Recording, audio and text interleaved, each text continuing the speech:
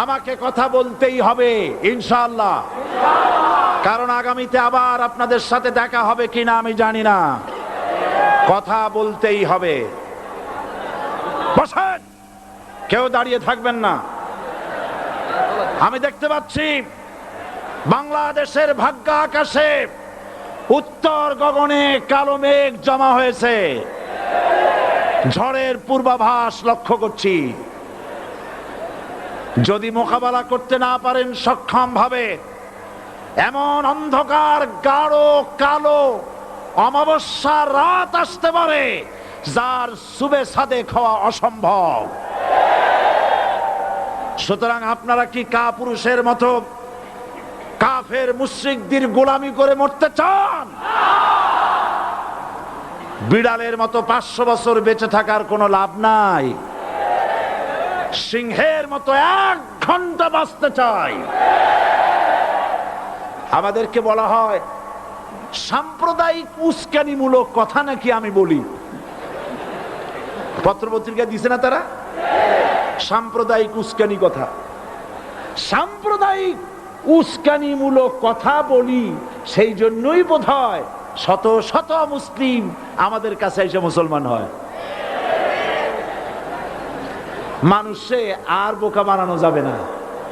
যাবে কি? আর বোকা বানানো যাবে? তারপর বলছে কি, এরপরে বলছে আমাকে বলছে রাজাকার।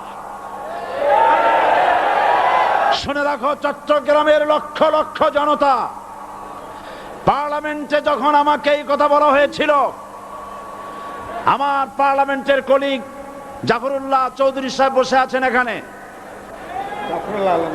হ্যাঁ, জাফরুল ইসলাম চৌধুরী বসে আছেন পাশে, প্রধানমন্ত্রী সুদ্ধা, অন্তত 3 শতাধিক পার্লামেন্টের সম্মানিত সদস্যরা সেদিন বসা। 1997 সনের বাজেট বক্তৃতা যখন আমি করতেছিলাম, ডক্টর কুদরতে খোদা, নাম রাখছে কুদরতে খোদা, আসলে গজবে খোদা। এ লোকটি নাস্তিক, ইসলামের চূড়ান্ত দুশমন। তার প্রণীত শিক্ষা ব্যবস্থার যখন সমালোচনা করছিলাম, ট্রেজারি বেঞ্চ থেকে আমাকে বলা হলো রাজাকার। আমি আমার সমস্ত শক্তি একত্রিত করে বলেছিলাম শুধুমাত্র হিন্দুস্তানের রাজাকারেরাই আমাকে রাজাকার বলতে পারে। আমি বলেছিলাম 1973 সন পর্যন্ত আমি বাংলাদেশের কোন রাজনৈতিক দলের নেতা এবং কর্মী ছিলাম না। আমি রাজাকার নই।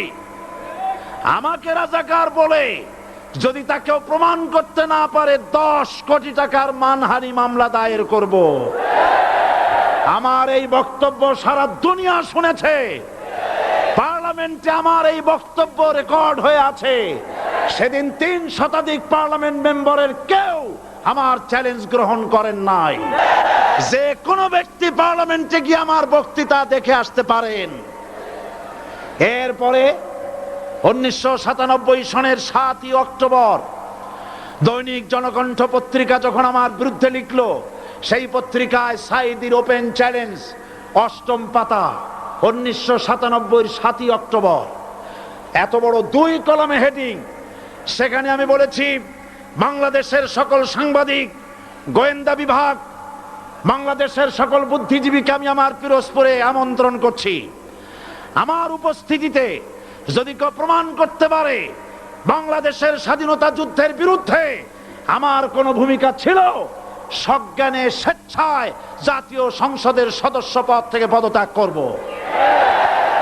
3 বছর পার হয়ে গেছে, আজ পর্যন্ত কেউ এই চ্যালেঞ্জের মোকাবেলা করে নাই। সুতরাং আমাকে যারা রাজাকার বলবে তারা পিতৃ পরিচয়হীন অবৈধ সন্তান। 1971 সনের, শোনো মুসলমানেরা, 1971 সনের কোন কাদা সাইদির গায়ে লাগে নাই।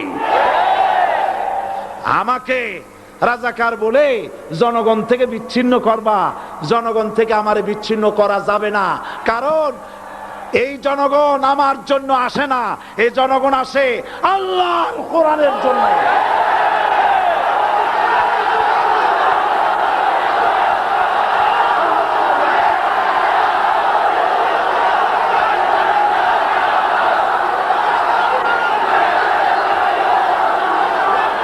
আজকে আর যারা ইসলামের কথা বলে, তারাই রাজাকার, তারাই মৌলবাদী। মৌলবাদী বললে আমরা অসন্তুষ্ট হই না, কারণ মৌলবাদী শব্দটা আসছে মূল থেকে। মৌল শব্দ এসেছে মূল থেকে।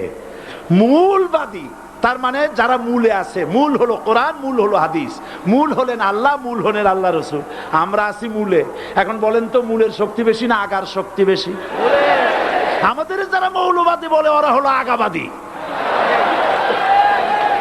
মূলে আছে কত কোটি? 12 কোটি। মূলে আছে কত কোটি? আর আমাদের যারা মৌলবাদী বলে ওই থাকো গাছের আগায়, আমরা মূলে। লাভালাভি বেশি করবা না, 12 কোটিতে গাছের গোড়া আসতে নানা দেবে, মামু বাড়ি দিল্লি গিয়ে পড়বা, বাংলার জমিনে জায়গা হবে না। এ কথা বিশ্বাস করো। বাংলাদেশের মুসলমানদের শরীরে এক বিন্দু রক্ত থাকতে শয়তানের তৈরি করা ধর্ম নিরপেক্ষ মতবাদ বাংলার জমিনে কায়েম হতে দেওয়া হবে না, হবে না।